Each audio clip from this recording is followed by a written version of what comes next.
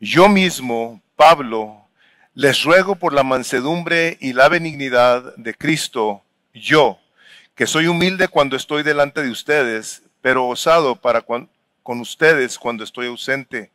Ruego pues que cuando esté presente no tenga que ser osado con la confianza que me propongo proceder resueltamente contra algunos que nos consideran como si anduviéramos según la carne.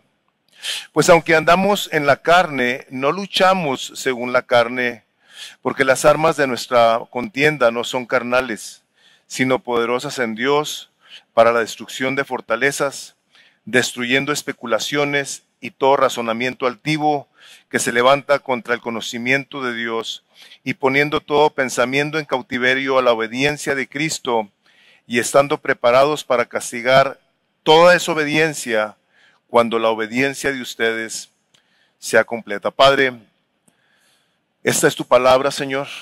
Tu Espíritu Santo nos habla a través de ella. Y te suplicamos, Espíritu Santo, que nos ayudes a entender lo que habremos de escuchar el día de hoy. A mí para exponer, Señor, y a mis hermanos para escuchar, para que todos a la vez, Señor, pongamos en práctica de la manera más fiel estos principios, estos mandatos de tu palabra, esta instrucción, de tal manera que aprendamos a saber cómo hemos de vivir en un mundo que nos es hostil. Pedimos, Padre, y te damos gracias por tu bendición, pues la pedimos en el nombre precioso de Jesús. Amén. Pueden tomar asiento.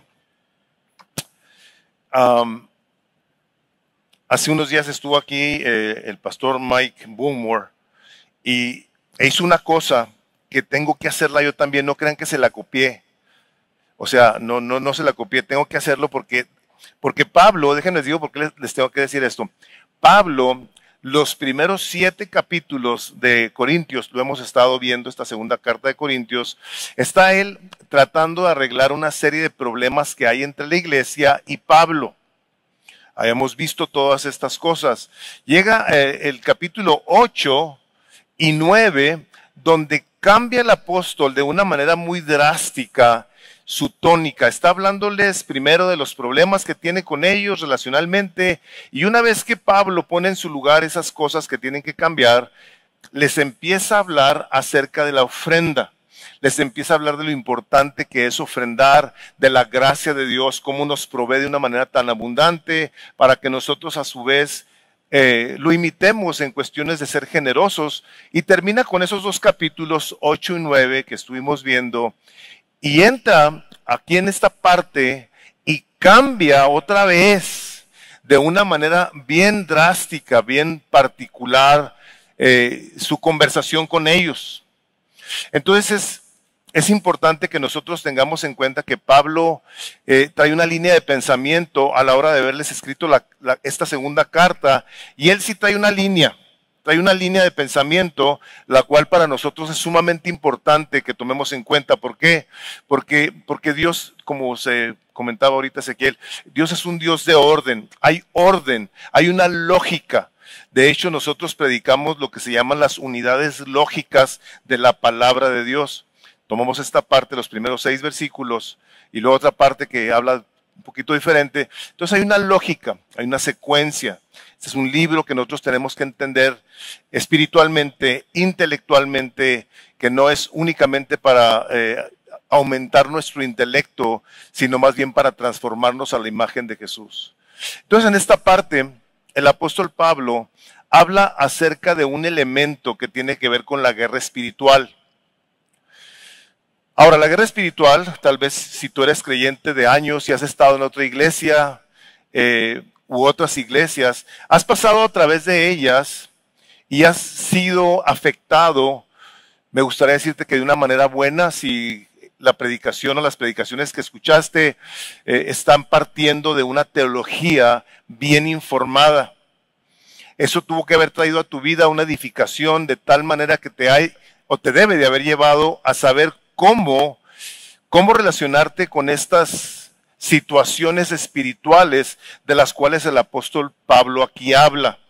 Si no has estado en una iglesia en la que se habla de guerra espiritual sin entendimiento correcto, bíblico, tal vez tú estés como yo estuve hace muchos años.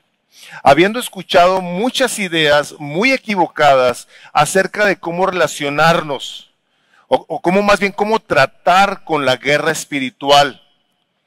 Hay un pastor que dice, de la guerra espiritual o no se habla nada, o se habla mucho y se habla mal. Entonces esta es una parte, lógicamente no podemos entrar nosotros a toda la dinámica de lo que involucra la guerra espiritual. Pero Pablo aquí, en esta parte de la escritura, para que tengamos nosotros ese contexto correcto, se está dirigiendo ahora a los falsos apóstoles que estaban en la iglesia de Corinto y que habían llegado ahí con la intención no únicamente de atacar el carácter de Pablo, sino su doctrina también, que era lo más peligroso, se pudiera decir. ¿Por qué? Porque Pablo, habiendo sido instruido por el Señor Jesucristo de una manera directa, como dice, a mí me fue revelado el Evangelio por Jesucristo. Entonces, viene el Señor Jesucristo, se revela a Pablo, le enseña el Evangelio. Entonces, Pablo se ve tan afectada su vida que a partir del momento en que tiene el encuentro ese con el Señor Jesucristo en el capítulo 9 de Hechos, él se aboca con toda su mente, alma, corazón a predicar este Evangelio, el cual lo lleva en un debido momento a plantar la iglesia de Corinto, en la cual pasa 18 meses enseñándoles la palabra de Dios. Entonces, se queda esa iglesia, empieza a haber desórdenes, las cuales el apóstol manda una carta que se conoce como la carta severa, la cual no está en el canon bíblico, no está ahí. O sea, el Señor no quiso que esa carta se quedara aquí, no se sabe nada de ella, pero les manda una carta donde ponen muchas cosas en orden, lo hemos leído también. Entonces, una vez que el apóstol Pablo les manda esa carta, pasa más tiempo, entonces se empieza Pablo a dar cuenta de que ahora están hablando de él, de una manera muy deliberada, muy inapropiada, y estaban poniendo en tela de juicio el carácter del apóstol. Lo cual, si alguien hace en alguna iglesia, si alguien empieza a decir, no hombre, si tú supieras ese pastor, yo lo vi borracho, lo vi con otra mujer, lo vi gritándole a su esposa, lo vi...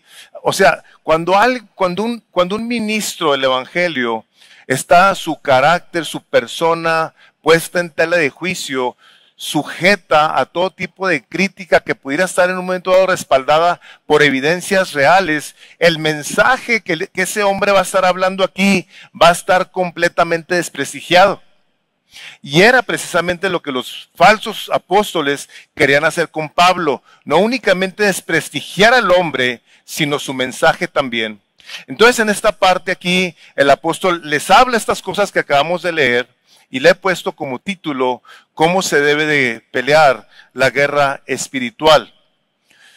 Y el propósito de mi mensaje es saber que le van a tener que agregar algo más, porque ahorita en la mañana que estaba orando, dije, tenía que haberle puesto esto. Saber que las armas espirituales ahí en sus notas, dadas por Dios, y la obediencia a Él, nos dan la victoria contra los ataques del enemigo. O sea, pónganle en sus notas, contra los ataques del enemigo. O sea, nosotros no podemos tener una victoria si no tenemos una lucha, ¿correcto? ¿O de qué somos victoriosos? Nomás porque decimos, ya ven como, ando en victoria, hermano. ¿Y cuál fue tu guerra? No hubo, nomás que ando en victoria. Bueno, nosotros somos victoriosos como resultado de conocer la palabra de Dios. Pero no solamente de conocer la palabra de Dios, sino de obedecer la palabra de Dios. Ahora, este es un tema, como les decía hace un momento, es un tema de mucha controversia, pero quiero yo el día de hoy, de una manera sencilla en lo que pueda cubrir en esta parte de la Escritura, hablarles acerca de este tema tan controversial, como les digo, y es necesario que todos nos pongamos en el lugar que nos debemos de poner en cuanto a lo que tiene que ver con guerra espiritual. Porque a todos los que nos decimos ser creyentes, a todos nos mandó el Señor Jesucristo en su palabra, capítulo 6 de Mateo, nos dice cómo orar. Dice, tú cuando ores, Y uno dice Padre Nuestro y todo. Llega la parte donde dice, líbranos del maligno, líbranos del mal. No nos dejes caer en tentación. Líbranos. ¿Por qué nos dice que le pidamos a Él que nos libre del maligno, del mal? Bueno, porque el maligno, si algo quiere, es acabar con tu vida. Es que tú tengas en tu mente, en tu corazón, ideas que te lleven a apartarte de los caminos de Dios, que tú tengas una teología que esté torcida, que tú tengas conceptos incorrectos acerca de Dios. Y nos lo dice precisamente porque esta guerra empezó prácticamente y literalmente cuando empezó la creación. Cuando están Adán y Eva en el huerto del Edén, viene Satanás y viene interesado a destruir a la creación de Dios. Y hemos sido creados a la imagen y semejanza de Dios. Y Satanás viene y la manera en la que tira su primer bomba, y una bomba atómica, que la radiación sigue teniendo poder hasta el día de hoy. De hecho, dice la palabra que el Dios de este siglo llegó con Adán y Eva, y ahí en el huerto del Edén, a lo que Dios había dicho, a la palabra de Dios, Satanás llega y le dice, con que Dios te dijo que no comas del árbol del bien y del mal. Sí, le dice Eva, porque el día que comamos ciertamente moriremos. Y Satanás le dice, no te vas a morir. O sea, Dios es un mentiroso. Lo que te dijo no es cierto. Ah, no es cierto. Ok, véngase. Ahí empezó. Ahí empezó. Y es importante que tengamos esto bien claro, porque la guerra espiritual tiene que ver con palabras, la palabra de Dios y las mentiras del diablo. Vemos esta guerra cósmica, que a la hora de que Adán y Eva pecaron, todo el universo completo, astros, la tierra, todo se vio afectado por el pecado, por haber pecado contra el Dios Santo. Una guerra que empieza y que vemos al final del libro de Apocalipsis. Ahí pueden ustedes ver el capítulo 20 del libro de Apocalipsis, donde está esta situación de Satanás y cómo va a ser echado al Hades, cómo va a ser echado al fuego, al lago de fuego. O sea, de principio a fin hay una guerra espiritual que nos involucra absolutamente a todos. Y yo te tengo que decir lo siguiente, porque se me hace muy importante que tengas esto en mente. Tal vez a ti no te guste este tema. Y me encantaría que tú fueras una persona que dijeras, pues mira, ¿sabes qué? No me gusta, pero me tengo que interesar en ello porque yo estoy involucrado en esa situación. Yo soy un target del enemigo. A mí también me va y me ha tirado y me seguirá tirando dardos de fuego en mi mente. O sea, el diablo no trae una capa roja, no trae cuernos, no tiene una pata de cabra y la otra no sé de qué es, de gallina. No. O sea, Satanás el día de hoy se está manifestando en la ideología, las maneras de pensar que se contrapuntean con todo lo que tiene que ver la palabra de Dios. Por eso, si se fijan en las canciones que cantamos, hablamos de que nos refugiamos en su palabra. Su palabra es nuestra fortaleza. Su palabra es la lámpara de nuestros pies. Su palabra, su palabra, su palabra. En todas partes vemos la palabra de Dios que viene y nos instruye. Y de hecho es tan poderosa la palabra de Dios que se hizo carne y habitó entre nosotros. Él es la palabra viva de Dios, el Señor Jesucristo, que quiere morar en nuestros corazones. Entonces el apóstol quiere tratar con esta situación de frente. Quiere él que estos falsos apóstoles sean confrontados de la manera que lo hace un soldado. Soldado varón, soldado mujer. Tu hermana eres un soldado de Jesús, una soldada. No sé si se diga soldada, pero no, porque eso es pegado, ¿eh? Entonces tú eres soldado. Hombre, mujer, tú eres un soldado de Jesucristo.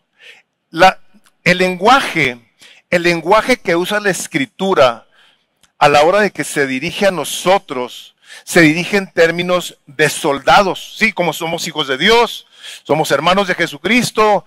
O sea, hay muchas categorías en las que nosotros nos relacionamos con nuestro Padre Celestial, con el Señor Jesucristo, pero como personas que están viviendo sobre la faz de la tierra, como cristianos, esta es una que debemos de tener muy en cuenta. El apóstol Pablo en la primera carta les había dicho, ¿quién fue jamás soldado a sus propias expensas? En el capítulo 9 de la primera de Corintios. Dice, ¿quién?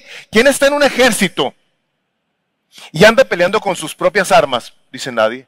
Las armas, decía Pablo, de diferentes maneras en otras partes, las armas que nosotros tenemos son espirituales.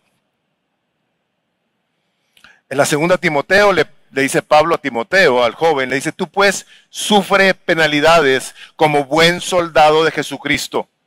El día de hoy, ¿qué es la onda? Be happy, be rich, be joyful. No te preocupes, disfruta la vida. No tienes que sufrir.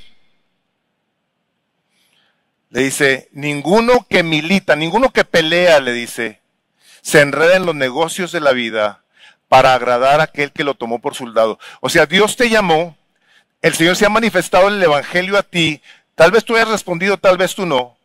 Pero si tú respondiste al Evangelio de Jesucristo, entonces a la hora de que tú te entregas a Cristo, pasas a formar parte del ejército celestial, del ejército del Señor Jesucristo. Y eres un buen, o debes de ser un buen soldado de Jesucristo. En la carta a Filemón, le dice Pablo, Filemón dice, Pablo, prisionero de Jesucristo, y el hermano Timoteo, los dos le mandan una carta. Al amado Filemón, dice, compañero de milicia. Este compañero, este hermano, es un compañero en la guerra. En 1 Timoteo 6:12, le dice Pablo a Timoteo, pelea la buena batalla de la fe, echa mano de la vida eterna, a la cual asimismo fuiste llamado. La pregunta que yo te haría sería esta, ¿tú fuiste llamado a una guerra? No nos gusta decir amén aquí. Para muchas cosas decimos amén. El Señor te va a decir, ay, amén, gloria a Dios.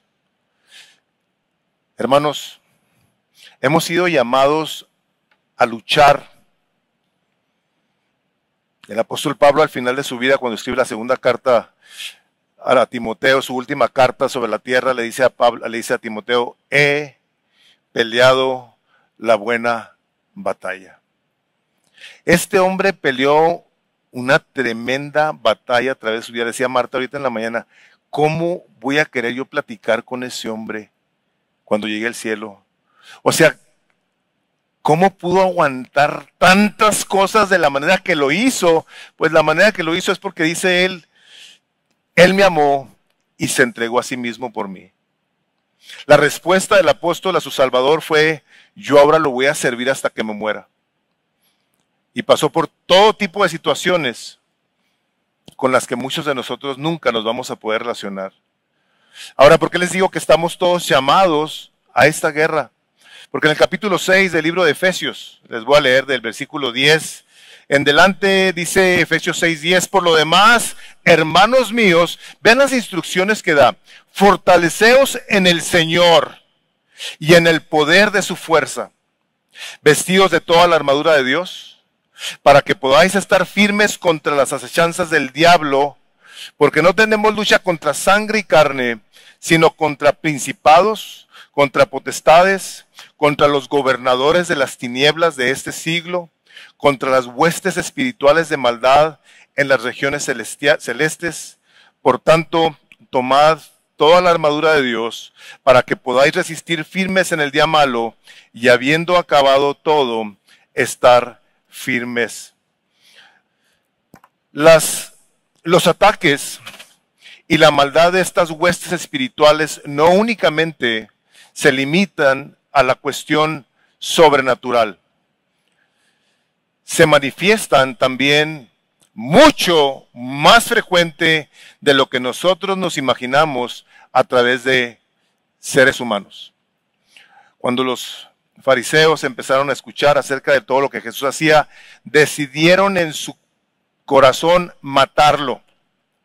Una y otra vez quisieron acabar con él, pero dijimos, bueno, eran estas gentes religiosas. No, antes de que naciera lo quería matar el diablo. Herodes quiso acabar con él. Vemos cómo el enemigo a través de la historia, con un Moisés, con un Jesús, con un Pablo, queriendo acabar con sus vidas. Y el llamado que el Espíritu de Dios nos hace es a todos a que tengamos bien definido que estamos viviendo una guerra y que esa guerra se pelea en su mayoría aquí. Y ahorita vamos a ver por qué. Porque Pablo, a la hora que se dirige a estos individuos falsos, empieza hablándoles de la manera que un hombre de Dios debe de abordar las situaciones conflictivas que se topa en su vida. El apóstol Pablo podía haberles dicho, yo he estado en el tercer cielo, yo he hablado con el Señor Jesucristo, a mí se me manifestó, yo pongo las manos sobre enfermos y sanan. Podía haberles dicho a estos falsos, miren, o se portan bien, o yo voy a hacer uso de mi autoridad apostólica. La tenía, él era un enviado, esos son los apóstoles de veras. Ya de estos ya no hay aquí en la tierra. Este fue enviado por el Señor Jesucristo a predicar el Evangelio y le dio poder. Pero ¿qué hace?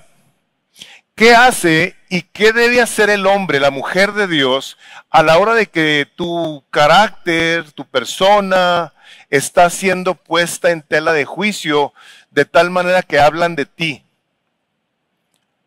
¿Qué es lo que hace el apóstol a la hora de abordar a estos hombres?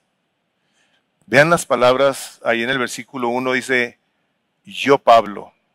O sea, están hablando de mí, yo os ruego. O sea, las palabras compasivas, por la mansedumbre y ternura de Cristo, yo, dice, estando presente soy humilde entre vosotros, mas ausente soy osado para con vosotros. Le dice, yo les quiero rogar por lo que Cristo Jesús ha hecho por mí. Por esa mansedumbre con la que me trata, yo me quiero dirigir a ustedes y pedirles que consideren su conducta. O sea, este es un hombre admirable, humilde, a quien en la palabra de Dios vemos que Dios exalta a los humildes y a los soberbios, los resiste.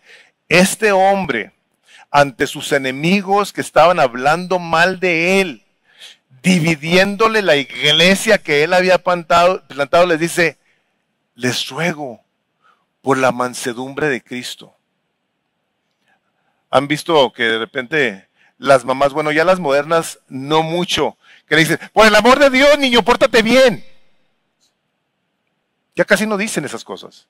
Pero están diciendo, por el amor que Dios te tiene, hijo, pórtate bien. Es lo que decimos. Eso es lo que Pablo les está diciendo aquí a estos individuos. Está diciendo, yo los vengo a abordar a ustedes con humildad, a pedirles que por favor reconsideren su conducta hacia mí. Ustedes dicen que cuando yo no estoy presente, yo soy un hombre osado, soy acá el bravo, el duro. Y luego dicen que cuando estoy presente con ustedes, soy débil. O sea, dice, así Pablo les dice, o sea, no doy una. Si estoy con ustedes porque estoy, y si no estoy porque no estoy. O sea, algo tienen que decir de mí. ¿No se han fijado que de repente estamos en situaciones que decimos, hijo, no sé ya ni qué decir? ¿Sí? Bueno, eso es algo parecido aquí. Dice, yo les pido a ustedes que por favor, en esa misericordia, no por favor, les ruego, va más allá del favor, les ruego que por favor ustedes consideren su conducta conmigo. Ahora, las palabras que usa el apóstol en esta parte de la escritura, de la mansedumbre, de la la benignidad. Habla de Él, habla Pablo y de Cristo como alguien que tiene autoridad para pedirle cuentas a alguien.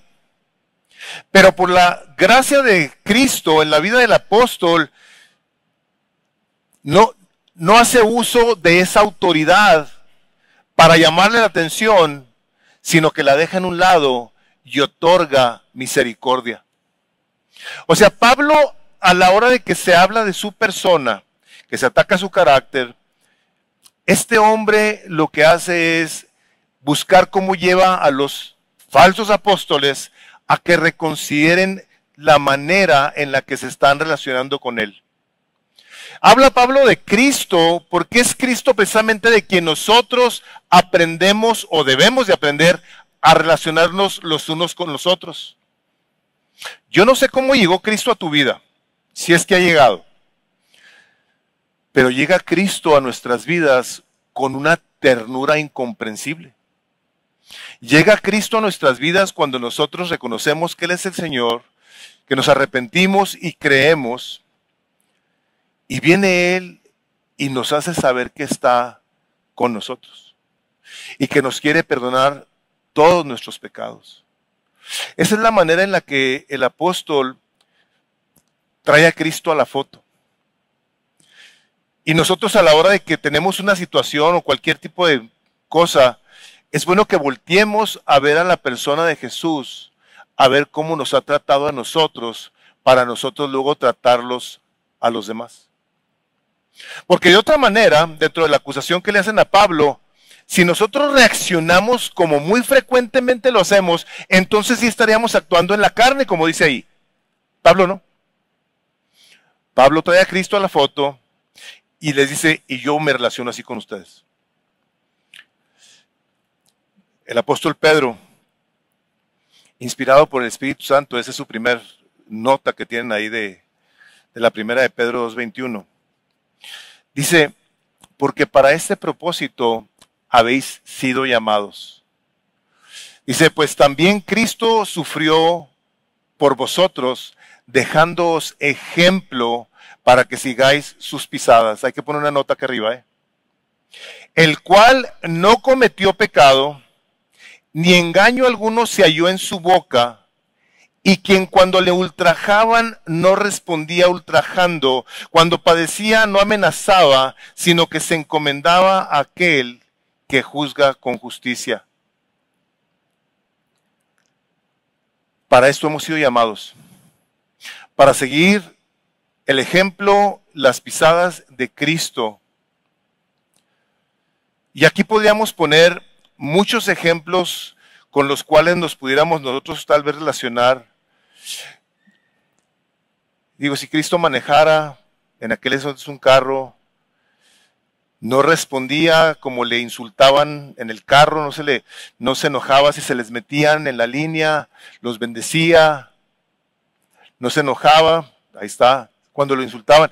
Al contrario, cualquier cosa que le decían, dice, la encomendaba a aquel que juzga justamente. Y esa es una cosa tremenda para nosotros a la hora de que reaccionamos ante las situaciones con las que nos topamos en nuestra vida diaria. ¿Cómo es que nosotros estamos respondiendo como creyentes? ¿Estamos reaccionando como creyentes en el Espíritu, que son guiados por el Espíritu de Dios y que pueden, en lugar de pedir cuentas y enojarse y gritar, decir, yo paso por alto esta ofensa, yo perdono y yo bendigo y no me voy a quedar con nada? Eso es lo que estaba haciendo Pablo a la hora de confrontar a estos individuos. Él estaba buscando cómo actuar como Jesús.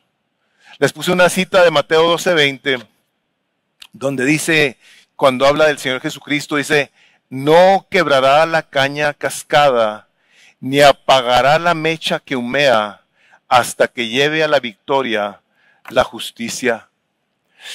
Cuando hay una situación de dificultad con alguien que está pasando por una cosa difícil, y en el caso del Señor Jesucristo, Él llegaba a confortar, Él llegaba a bendecir, Él llegaba a animar, a bendecir a las personas independientemente del estado anímico en el que se encontraban. De hecho, dice esta parte de Mateo, si ya la persona está toda desquebrajada, no iba a llegar Cristo a darle el golpe de muerte ahí. O si ya estaba la persona ahí como una velita que se está apagando, no llega Jesús a soplarle. No. Dice, Él va a estar haciendo todo lo que tenga que hacer hasta que la justicia de Dios se cumple en la persona. La justicia de Cristo se lleve a cabo en esas personas. O sea, aquí lo que Pablo está diciéndoles a estos falsos maestros, a estos falsos apóstoles es, yo no voy a responder como ustedes, yo no me voy a comportar como ustedes se han comportado. O sea, el apóstol mantuvo su integridad como un hombre de Dios, a pesar de estar siendo puesto en tela de juicio de una manera bien maligna.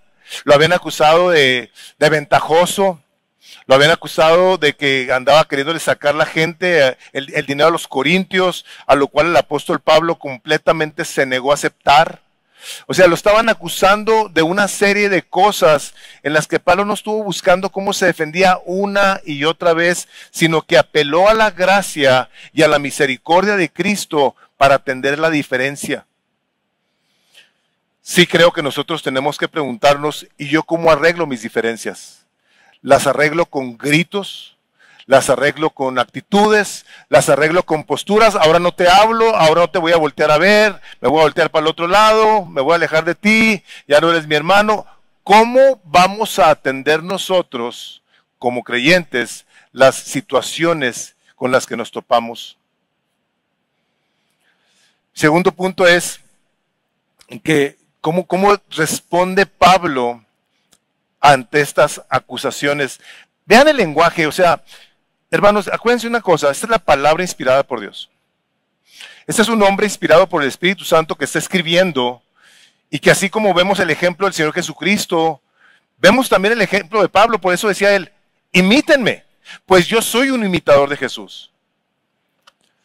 Dice el segundo versículo, aquí dice, ruego pues que cuando esté presente no tenga que ser osado con la confianza que me propongo proceder resueltamente contra algunos que nos consideran como si anduviéramos en la carne. O sea,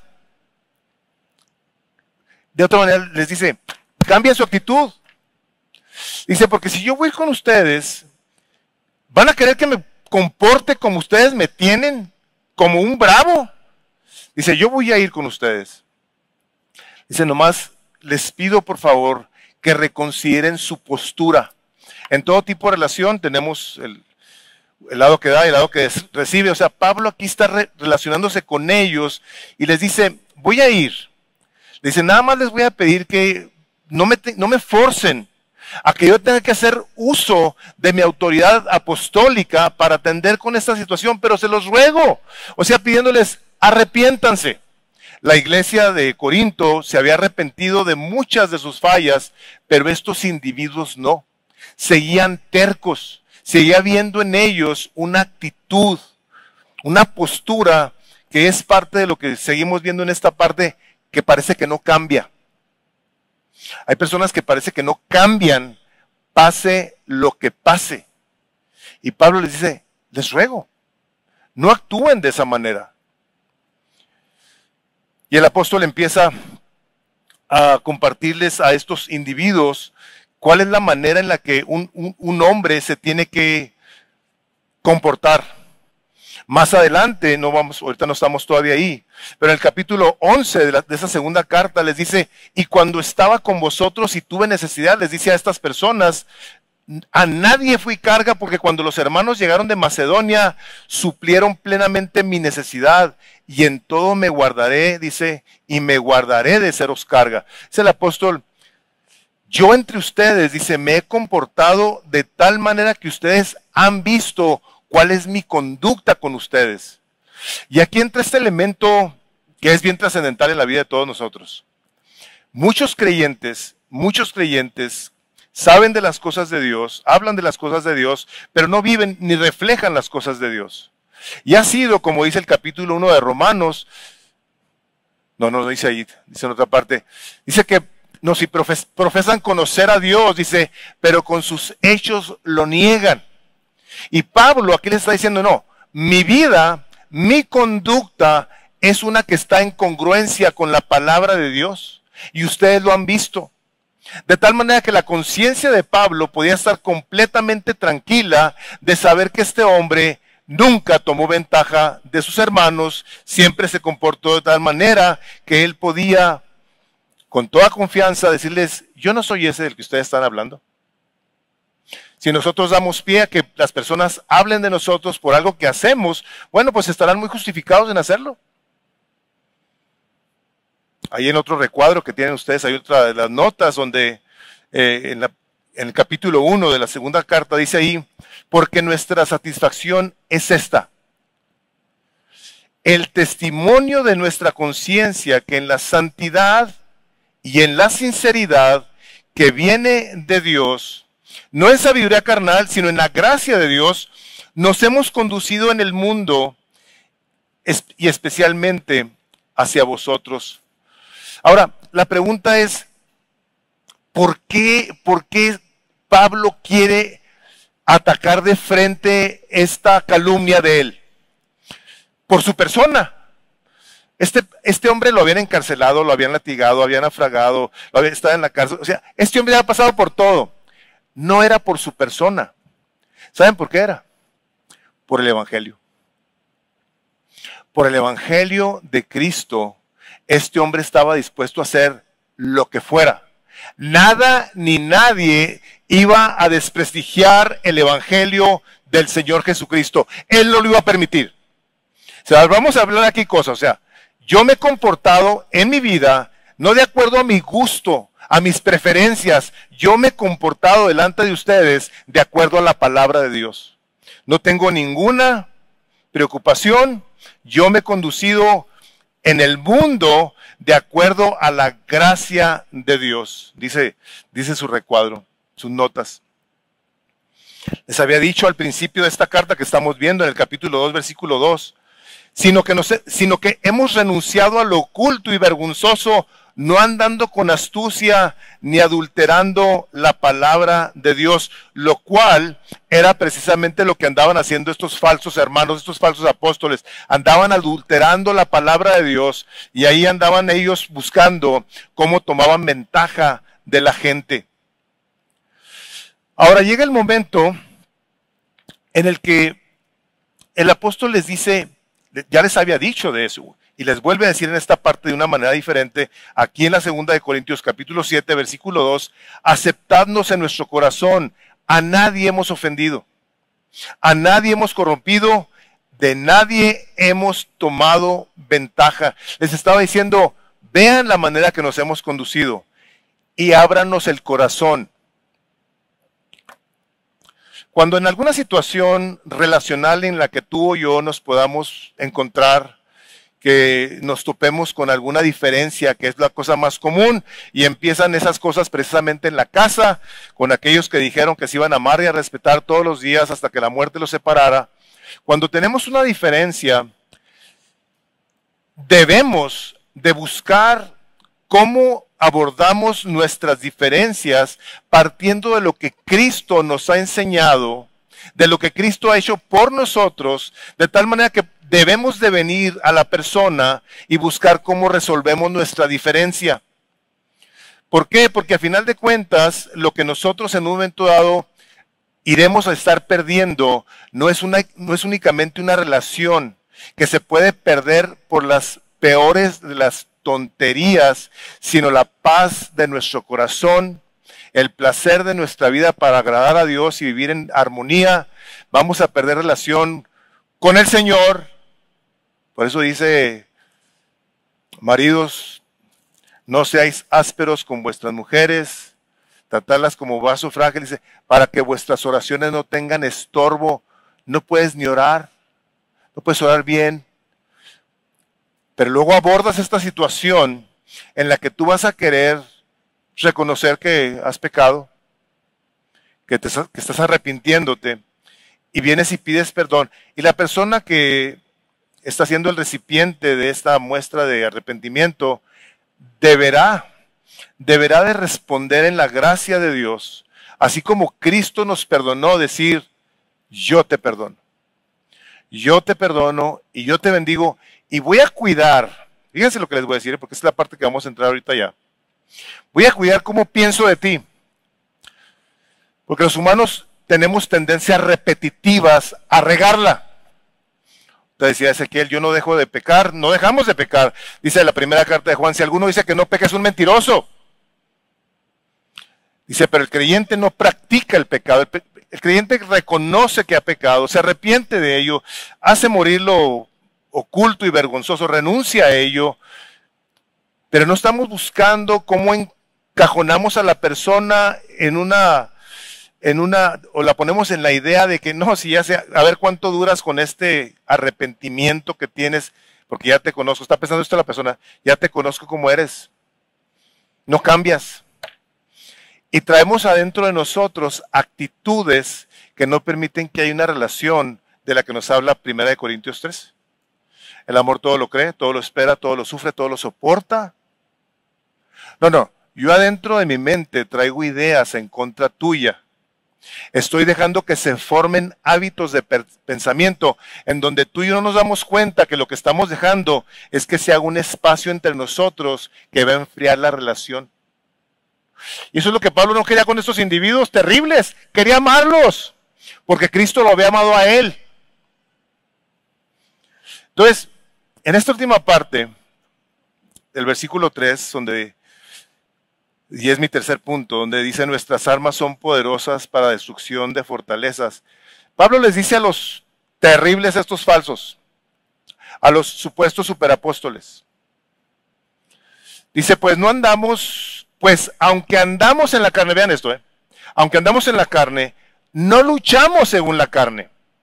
Porque las armas de nuestra milicia o contienda no son carnales, sino poderosas en Dios para destrucción de fortalezas, destruyendo especulaciones y todo razonamiento altivo que se levanta contra el conocimiento de Dios y poniendo todo pensamiento en cautiverio a la obediencia de Cristo y estando preparados para castigar toda desobediencia cuando vuestra obediencia sea completa.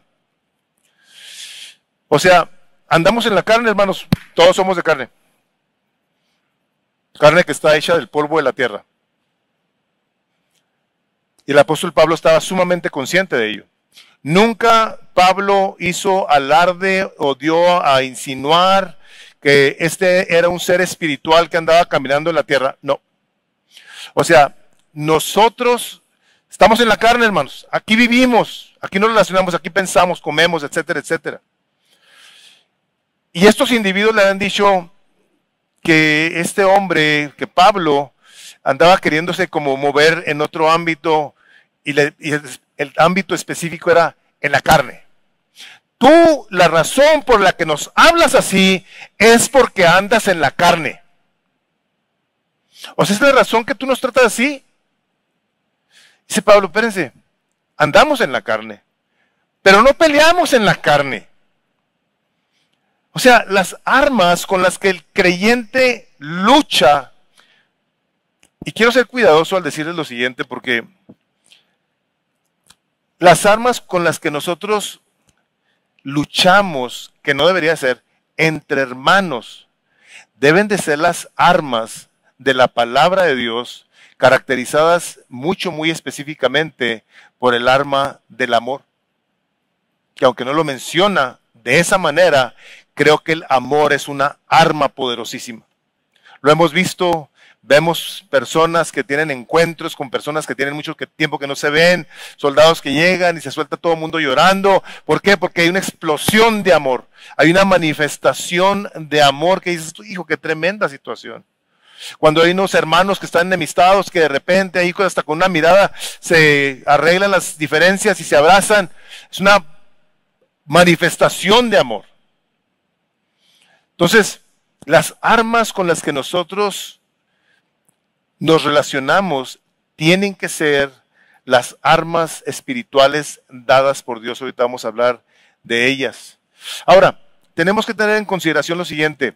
¿Cuál es entonces esta guerra que en un momento dado, como dice aquí el apóstol Pablo, estas fortalezas, estas especulaciones? O sea, ¿son contra qué? ¿Qué es lo que nosotros queremos ganar? ¿Qué es a lo que el Espíritu de Dios en esta parte de la Escritura nos está llevando a pelear? Ahí te va. Tienes ahí tus notas. Nuestra lucha es por la verdad de la Escritura, de la palabra de Dios. Es la que siempre va a estar puesta en tela de juicio por cualquier enemigo. El honor y gloria del Señor Jesucristo. La salvación de los pecadores y que la salvación se recibe por medio del arrepentimiento y la fe puesta en el Señor Jesucristo.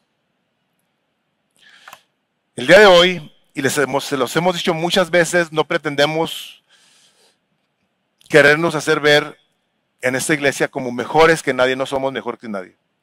Pero sí vamos a cuidar que la exégesis de la palabra, la exposición de la palabra, esté basada en la palabra y que tú puedas venir y que tú puedas leer y que puedas revisar y que puedas asegurarte de lo que se está predicando. Aquí está, no que de repente yo de aquí te diga, como puedes escuchar tal vez en algún otro púlpito, hay muchos caminos para llegar al cielo.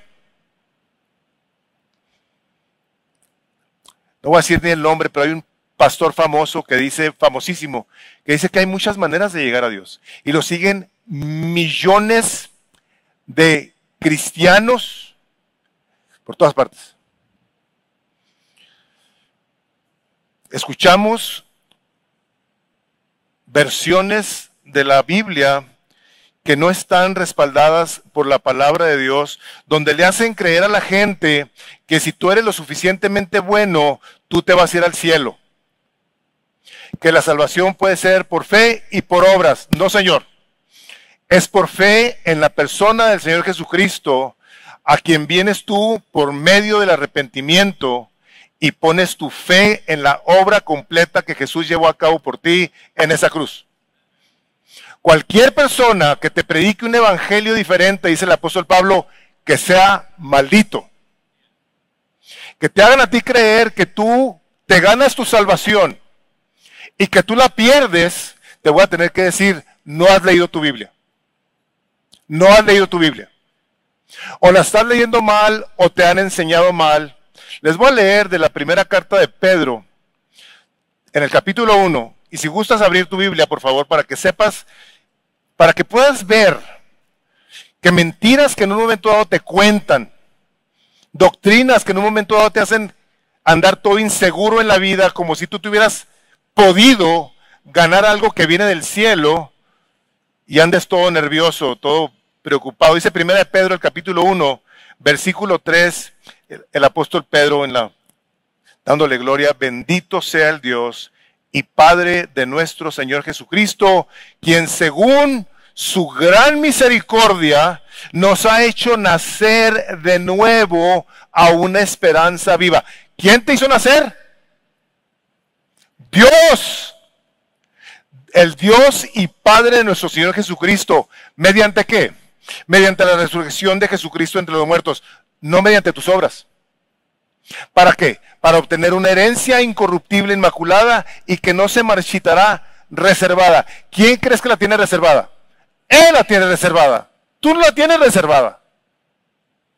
En los cielos para vosotros, que sois protegidos por el poder de Dios, no por tu poder, por el poder de Dios, mediante la fe. Ah, pero es que yo tengo mucha fe. Sí, nomás que dice el libro de Efesios, que por gracia sois salvos por medio de la fe, y eso no de vosotros, pues es un don de Dios. La fe es un regalo de Dios. Dice la palabra de Dios que la fe viene por el oír. ¿El oír qué? La palabra de Dios. ¿Qué tuviste tú que ver en tu nacimiento? ¿Tú escogiste a tus papás? ¿Dónde habrías de nacer? ¿El color de tu piel? ¿Tu altura? Tú no tuviste nada que ver. En tu nuevo nacimiento, tú no tienes nada que ver. El Espíritu Santo de Dios viene y te toca y se va a manifestar a ti por muchos medios para que tú respondas y digas, Señor Jesucristo, yo me arrepiento de haber vivido mi vida como yo he querido. Y vengo a depositarla en ti, a esperar en ti. Dice, por medio de Dios, mediante la fe para la salvación que está preparada para ser revelada en el último tiempo. Este versículo y muchos otros más. Tienes tú ahí Filipenses 1:6, estoy convencido de esto, que el que comenzó en vosotros la buena obra, ¿qué dice? La perfeccionará hasta el día de Jesucristo. ¿Quién la empezó? ¿Tú o él? Eso es lo que dice el apóstol Pablo, lo que dice la palabra de Dios.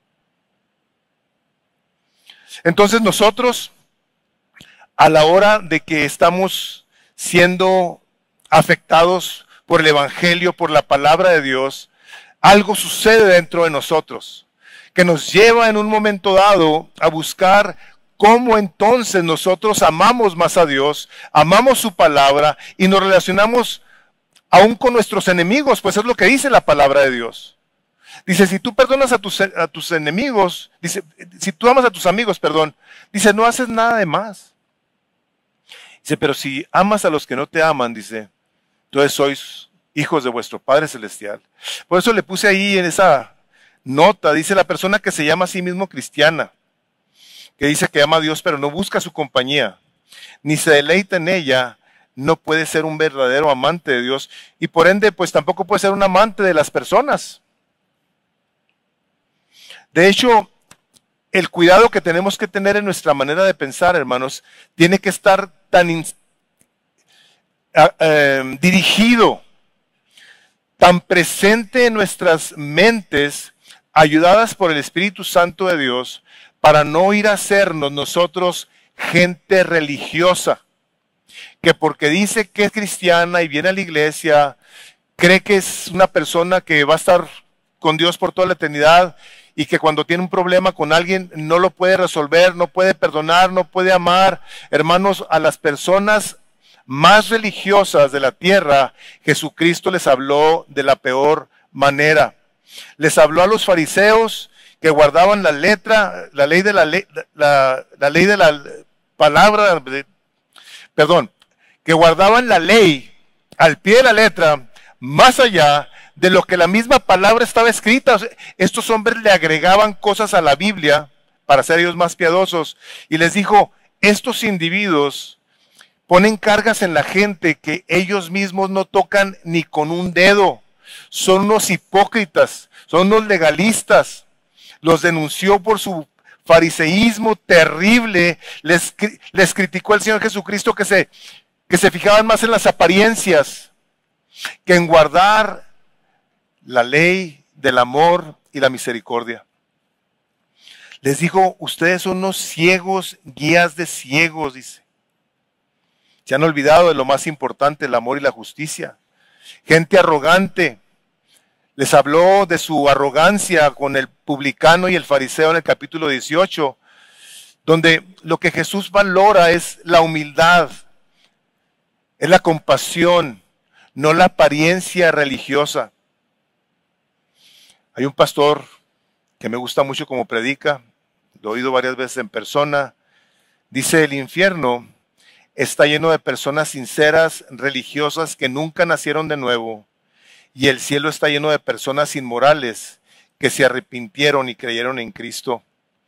Y eso mismo dijo el Señor Jesucristo en el capítulo 21 del Evangelio de Mateo, donde dice, de cierto os digo, que los publicanos y las rameras van delante de vosotros al reino de Dios, porque oyeron y creyeron. Hermanos, estas fortalezas, estos pensamientos altivos, son esas maneras de pensar que no parten de la Escritura, sino que parten de lo que nosotros creemos de Dios. Y hemos formado una teología que nos tiene atorados. ¿Por qué? Porque no nos permite conocer al verdadero Dios. Gente que en un momento dado dice, es que yo soy muy bueno y Dios no va a mandar a nadie al infierno. Y Dios no manda a nadie al infierno. La persona que se quiere al infierno se va a ir porque no se quiere arrepentir. Porque si tú y yo leemos el capítulo 3 del Evangelio de Juan, donde vemos ese versículo que ponen en los juegos de fútbol, de béisbol, de todo, Juan 3:16, porque de tal manera amó Dios al mundo que dio a su Hijo unigénito para que todo aquel que no se pierda, sino tenga la vida eterna. Abajo dice algo así, porque todo aquel que no quiere creer, la ira de Dios está sobre él. Una persona que rehúsa arrepentirse, dice, la ira de Dios permanece sobre él. Y nosotros, hermanos, a la hora de que queremos aprender a cómo vivir correctamente y cómo luchar en esta vida, tenemos que tener mucho cuidado de cómo pensamos. ¿Estamos pensando bíblicamente? ¿Estamos buscando cómo destruimos esas fortalezas que se meten a nuestra cabeza y nos hacen creer ciertas cosas de una manera que están en contra de la palabra de Dios y del mismo Dios? Cosas como, es que yo así soy y no puedo cambiar.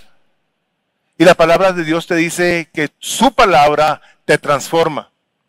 El capítulo 4 del libro de Hebreos dice que la palabra de Dios es la espada del Espíritu. Y esa palabra del Espíritu es eficaz y es más cortante que toda espada de dos filos. Te dice la palabra, toma la palabra del Espíritu. Esa palabra penetra hasta y hace división entre el alma y el espíritu, de las coyunturas y los tuétanos, y esta palabra es poderosa. Fíjense lo que dice aquí en Hebreos 4:12, para discernir los pensamientos y las intenciones del corazón. ¿Qué tiene que ver? ¿Qué tiene que ver la espada del espíritu con la mente? Tiene todo que ver. Porque es aquí o donde le crees a Dios y te apropias de sus promesas y vas a vivir con el corazón esperanzado en Dios, o vas a hacer tus doctrinas y tus teologías que no tienen nada que ver con la Biblia y te van a llevar a vivir una vida muy miserable. Ahora, quiero cerrar con esto. Muchas veces pensamos en que el enemigo siempre anda allá afuera, ¿verdad? Es el diablo y otros individuos, ¿verdad? Te voy a decir esto y no voy a alcanzar tal vez la semana que entra o en otra ocasión, no sé. Nuestro peor enemigo, hermanos, somos nosotros. Somos nosotros, y les voy a decir por qué.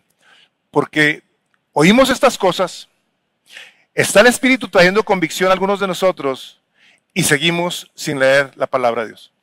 ¿Es cierto o no? ¿Es cierto? El Señor Jesucristo dijo esto, el que me ama, guarda mi palabra. Y el que guarda mi palabra será amado por mi Padre, y vendremos, mi Padre y yo, y haremos morada en él. Vas a experimentar la presencia de Dios. Ahora, ¿tú quieres saber cómo caminar?